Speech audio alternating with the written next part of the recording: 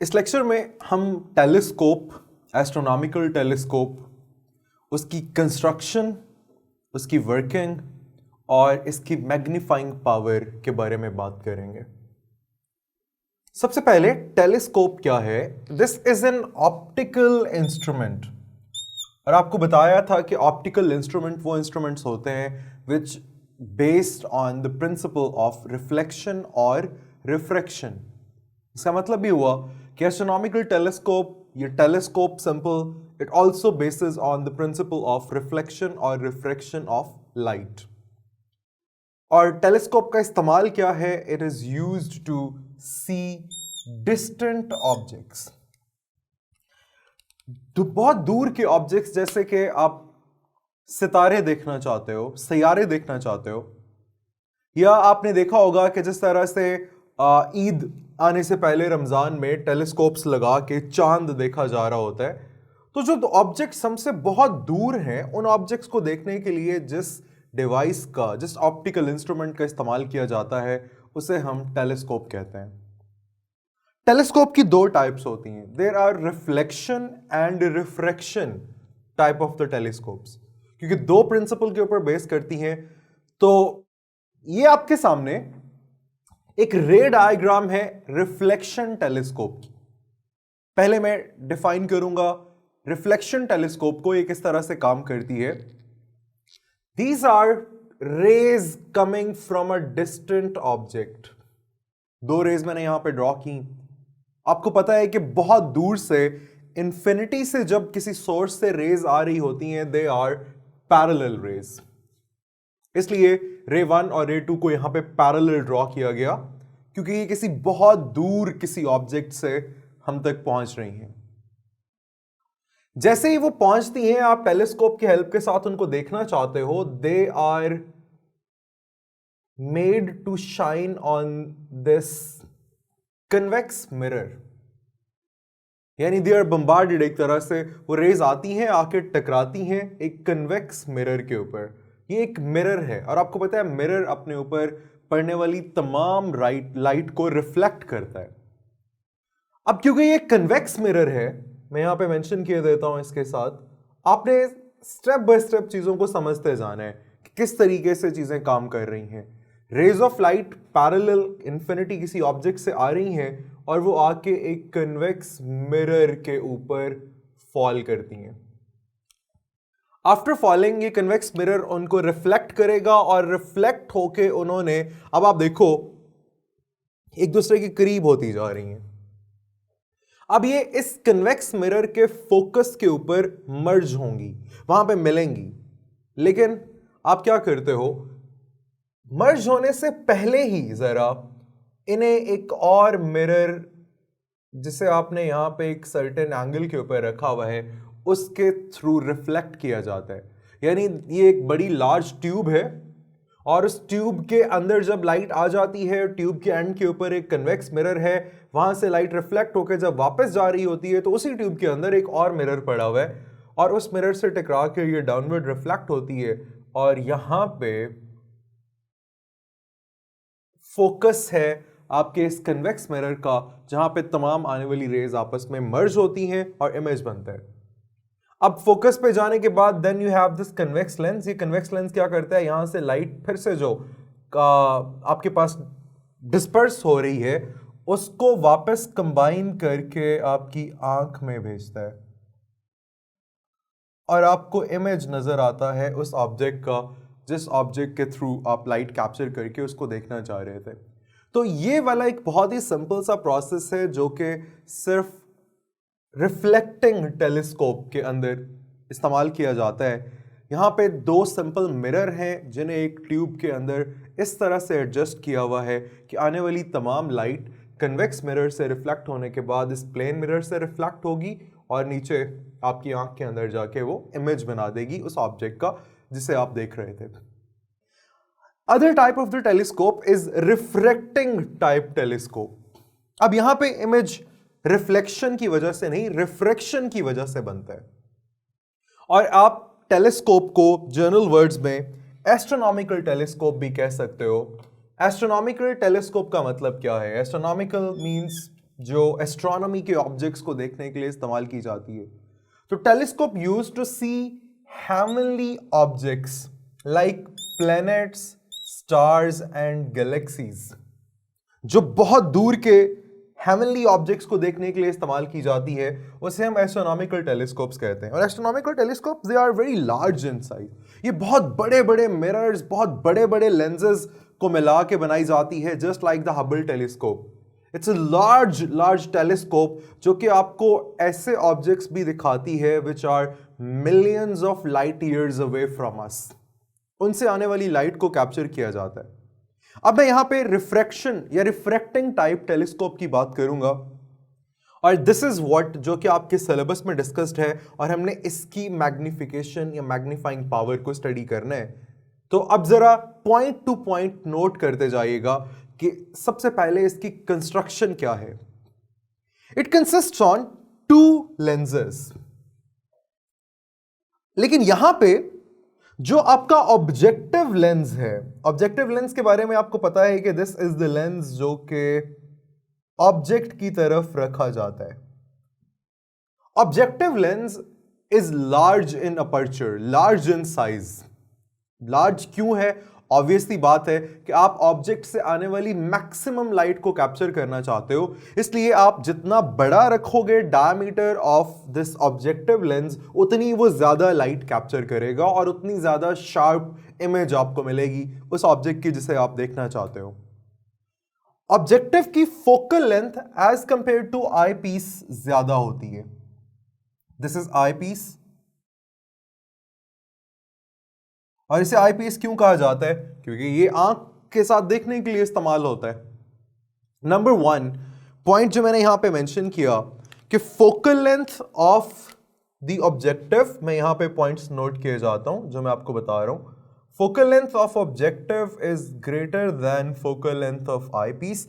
इसका मतलब है कि ये थिन लेंस होगा, ये थिक लेंस होगा, इसका साइज बड़ा होना चाहिए, इसका साइज छोटा होना चाहिए, ताकि मैक्सिमम लाइट एक छोटे से आंख के सामने आके मर्ज हो जाए और आपको लाइट ज्यादा डिस्पर्स ना हो, ज्यादा फैली भी ना हो। जितना वो छोटा होएगा उतना वो शार्प इमेज बनाएगा। ये आपका पॉइंट नंबर 1 था। Point number 2,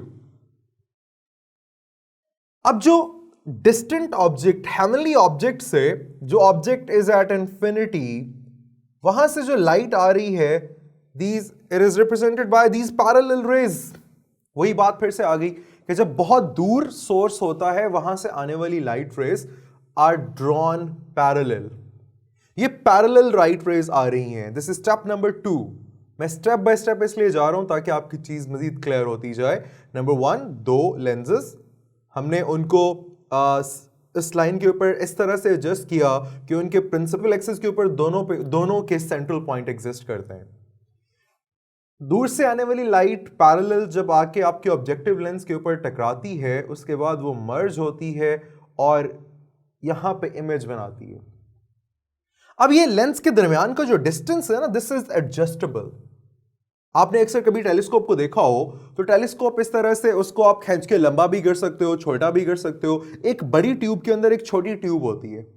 it's just like कि ये डिस्टेंस एडजस्टेबल है। जब ये इमेज बनेगा तो आप उस इमेज को देखने के लिए क्या करते हो, आप इसे लेंथ को इस तरह से एडजस्ट करते हो कि ये इमेज जो बन रहा है ऑब्जेक्टिव का, ये आपके आई पीस के फोकस के ऊपर बने। बात फिर से जरा ध्यान से सुन लीजिएगा कि यहां पे हमारे पास जो पैरेलल रेज आने के बाद कन्वर्ज होके इमेज बना, ये ऑब्जेक्टिव ने जो इमेज बनाया उसकी प्रॉपर्टीज क्या थी? This image was number 1 real image, क्योंकि लेंस के दूसरी साइड पे बन रहा है, ऑपोजिट साइड पे। नंबर 2 इन्वर्टेड, इन्वर्टेड है, साइज इसका उल्टा है, डायरेक्शन उल्टी है। और तीसरा ये डिमिनिश्ड है या ये मैग्नीफाइड है। अब यहां पे आपको चेक करना है कि जो एक्चुअल ऑब्जेक्ट है, हेवनली ऑब्जेक्ट जिसको आप देखना चाहते हो, वो तो बहुत बड़ा ऑब्जेक्ट है और इमेज आपके सामने इतना छोटा सा बन रहा है। इसका मतलब ये कि this has to be real, inverted and diminished image, size में छोटा है ओरिजिनल से, ठीक है। ये आपके पास क्वालिटीज आ गई इस इमेज की। अब हमने इससे पहले माइक्रोस्कोप के अंदर भी डिस्कस किया था कि this image will act like an object for the eyepiece. Eyepiece इस इमेज को देखेगा, आईपीस डायरेक्ट उस ऑब्जेक्ट को नहीं देख रहा, आईपीस इस इमेज को देख रहा है। अब आपने लेंथ को इस तरह से एडजस्ट किया कि ये इमेज ऑब्जेक्टिव के फोकस के ऊपर बना। अब आपको पता है लेंस के अंदर इमेज फॉर्मेशन के रूल्स के मुताबिक अगर ऑब्जेक्ट फोकल लेंथ या फोकस के ऊपर एग्जिस्ट करता हो तो इमेज कहां पे बनता है? Image is formed at infinity. तो आपने देखा कि यहां पे आपके पास जो आपने लेंथ को जब इस तरह से एडजस्ट किया कि ये ऑब्जेक्ट जो है it must be at the focus of the eyepiece, focus के बाद अब आपका जो ऑब्जेक्ट है वो इन्फिनिटी के ऊपर बन रहा है जाके, और आप उसे आपको ऑब्जेक्ट यानी जहां पे वो एक्चुअली एग्जिस्ट करता है इट वुड लुक लाइक आपको वहां पे मिल रहा है इन्फिनिटी के ऊपर, आपको एक वर्चुअल इमेज उसका नजर आएगा। So this has to be a virtual image. अब हमने अगर बात करनी है इसकी मैग्निफिकेशन की, ये तो था इसका पूरा वर्किंग प्रिंसिपल। अगर हमने इसकी मैग्निफिकेशन की बात करनी है तो मैग्निफिकेशन का फॉर्मूला बिल्कुल उसी तरह से बहुत आसान है। Magnification, magnifying power that equals to beta over alpha, और you know that beta क्या है यहाँ पे? Beta is angle subtended upon eye by the image upon the eye, और eye aided होनी चाहिए, और alpha क्या है? Angle subtended by on the eye by the object। मैंने यहाँ पे अब चीज़ें कुछ ड्रॉ की हुई हैं आपके सामने। ये एंगल अल्फा है जो कि डायरेक्ट ऑब्जेक्ट बना रहा है, ये एंगल बीटा है जो कि इमेज बना रहा है आई के ऊपर, जो फाइनल इमेज है। हम इसी ट्राइंगल से अल्फा और बीटा की बात करते हैं, एंड वी नो दैट अगर एंगल स्मॉल हो तो beta equals to tan beta and alpha equals to tan alpha. अब मैं इन दोनों चीज़ों की वैल्यूज निकालूंगा और इस इक्वेशन में पुट करूंगा। सबसे पहले tan बीटा क्या है? Let's see. ये एंगल बीटा है, दिस इज O, ये आपके पास FE है। tan बराबर होता है परपेंडिकुलर ओवर बेस। परपेंडिकुलर आपको क्या नजर आ रहा है यहाँ पे? A prime B prime, this is perpendicular. और बेस क्या है?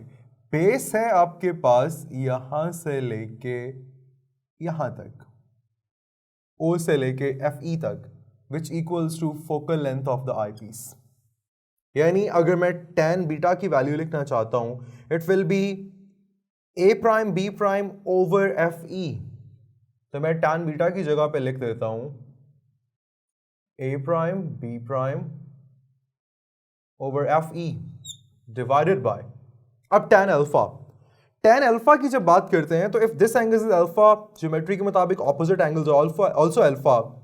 इसके लिए फिर से परपेंडिकुलर ओवर बेस, तो look at this triangle O prime B dash A dash. तो यहां से लेके यहां तक ये O प्राइम B प्राइम, ये लेंथ बराबर है फोकस ऑफ ऑब्जेक्टिव, क्योंकि जहां पे जाके ये मिल रही हैं आपके पास, आपने इस तरह से एडजस्ट किया कि वो ऑब्जेक्टिव और आईपीस का फोकस एक ही पॉइंट के ऊपर आ गया। That is called the normal adjustment of the telescope. यहां से perpendicular A prime B prime, base FO, यानी tan अल्फा की जगह पे आ जाएगा A prime B prime over FO। अब यहां से A prime B prime cancel हो गया, FO ऊपर चला गया, तो magnifying power equals to FO over FE। ये आ गया हमारे पास final formula for the magnifying power of this refracting type telescope, जिसके अंदर लाइट रिफ्रैक्ट होके आ रही है और वो इमेजेस बना रही है। तो अगर आप इस फॉर्मूला को ऑब्जर्व करो, आप देखोगे कि magnifying power that only depends upon focal length of the lens is being used, इसके अलावा वो किसी और चीज पर डिपेंड नहीं करती है। दैट मीन्स अगर आप इसको इंप्रूव करना चाहते हो तो all you have to deal is with the focal length. Distance उनके दरमियान में कितना है, किस तरह से वो काम कर रही हैं, अपर्चर कैसा है, इन चीज़ों पर डिपेंड नहीं करता। Magnifying power of the astronomical telescope only depends upon the focal length. एक और इंपॉर्टेंट चीज़ इस टॉपिक में डिस्कस की गई बुक के अंदर, जिसे कहा जाता है लेंथ ऑफ द टेलीस्कोप। अब लेंथ ऑफ द टेलीस्कोप अगर आप फाइंड करना चाहो तो वो देखो, वो तो यहां से लेके यहां तक है। This is called the total length of the telescope, और वो किसके बराबर है, FO प्लस FE के। So length of the telescope अक्सर ये आपसे मल्टीपल चॉइस क्वेश्चन में आ जाता है कि length of the telescope equals to the sum of the focal length of objective and that of eyepiece. तो दिस वाज ऑल जो कि हमें रिक्वायर्ड था सिलेबस के मुताबिक, जहां हमने बात की सबसे पहले टेलीस्कोप के बारे में। टेलीस्कोप एक ऐसा डिवाइस होता है जिसे आप दूर डिस्टेंट ऑब्जेक्ट देखने के लिए इस्तेमाल करते हो। नंबर 2, टेलीस्कोप के 2 टाइप्स होते हैं, reflecting type telescope and refracting type telescope.